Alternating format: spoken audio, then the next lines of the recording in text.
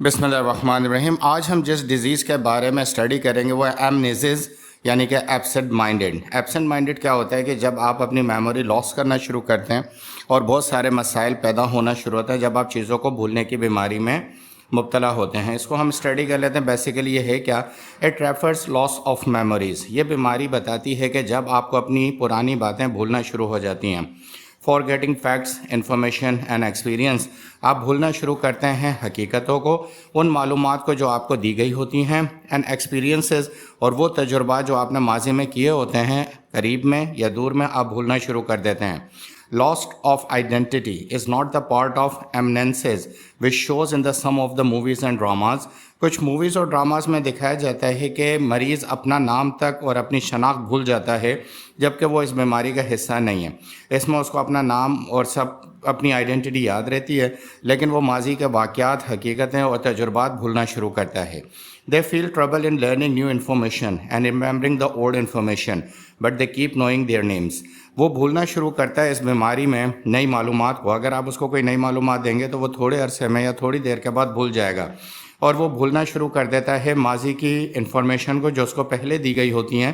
یہ اس قسم کی بھی بیماری ہے کہ اکثر مریض جو بڑی عمر کے ہوتے ہیں، یہ کہا جاتا ہے کہ کل آپ نے یہ کام کرنا ہے یا یہاں جانا ہے، تو وہ بھول جاتے ہیں۔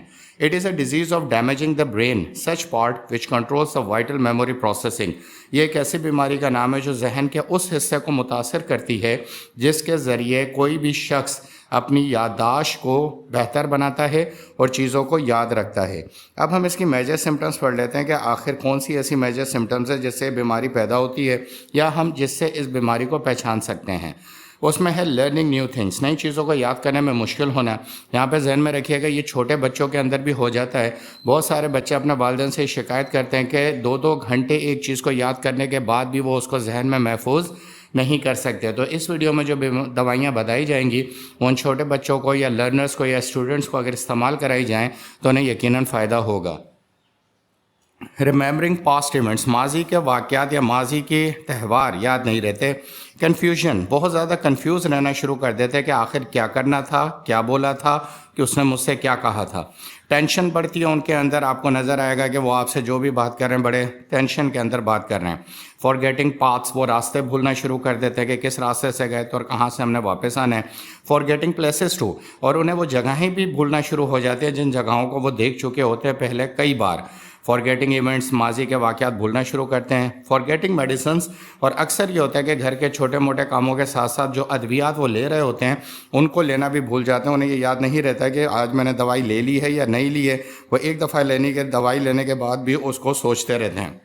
اب اس کے کازز کیا ہیں، کون سی وجوہات ایسی ہیں جس کی وجہ سے بیماری پیدا ہو سکتی ہے۔ نمبر 1 تو اسٹروک، یعنی کہ اچانک سے سر پہ صدمہ لگنا جس کی وجہ سے ہارٹ کی ڈیزیز پیدا ہوتی ہے۔ اس طرح کی اگر کوئی کیفیت شدید صدمہ اگر لگا ہے تو اس سے یہ کیفیت پیدا ہو سکتی ہے۔ برین انفلیمیشن، کسی وجہ سے اندرونی یا بیرونی چوٹ لگنے کی وجہ سے دماغ کے اندر اگر سوجن پیدا ہو رہی ہے، کوئی رگ متاثر ہو رہی ہے تو یہ بیماری پیدا ہو سکتی ہے۔ لیس آکسیجن ان برین، کسی بیماری کی وجہ سے ذہن تک آکسیجن کی کمی ہو رہی ہے یا خون میں کمی ہے تو بھی یہ بیماری پیدا ہوگی۔ برین ٹیومرز، اگر دماغ میں کوئی ٹیومر ہے، گومڑ ہے، تو اس کی وجہ سے بیماری پیدا ہوگی۔ سیزرز، سلیپ لیسنس، یعنی کہ نیند کا کم ہو جانا کی وجہ سے بھی یہ بیماری پیدا ہوگی۔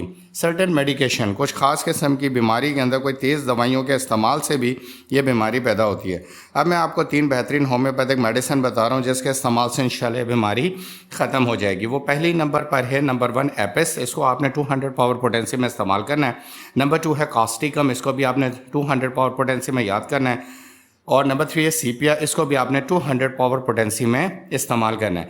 استعمال کا طریقہ بہت آسان ہے، آپ نے ایپس کو صبح کے وقت استعمال کرنا ہے 10 قطرے 1 گھونٹ نیم گرم پانی میں ڈال کے۔ کاسٹیکم کو دوپہر میں استعمال کرنا ہے 10 قطرے 1 گھونٹ نیم گرم پانی میں ڈال کر، اور سیپیا کو آپ نے شام میں استعمال کرنا ہے۔ اب آپ نے ان 3 دوائیوں کو 10 دن تک استعمال کرنا ہے، صبح، دوپہر اور شام۔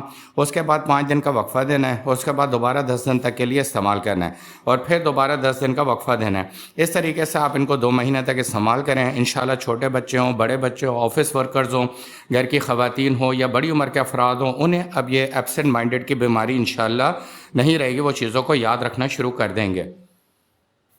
If you like this information, अगर इन्फॉर्मेशन आपको पसंद आई, ये मेहनत से बनाई गई, तो काइंडली इस चैनल को सब्सक्राइब करें ताकि इस तरह की और भी बेहतरीन वीडियोस और बीमारियों के बारे में होम्योपैथिक मेडिसिन आपको रिकमेंड की जा सके।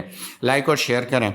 If you have been suffering, अगर आपको ये मसला बहुत अरसे से और आप समझ रहे हैं बहुत सारी मेडिकेशन से भी सही नहीं हुआ है, तो डॉक्टर मुकर्रम से उनके व्हाट्सएप नंबर पर रब्ता करें और वॉइस मैसेज करके कंप्लीट इन्फॉर्मेशन हासिल करें। Thank you for watching.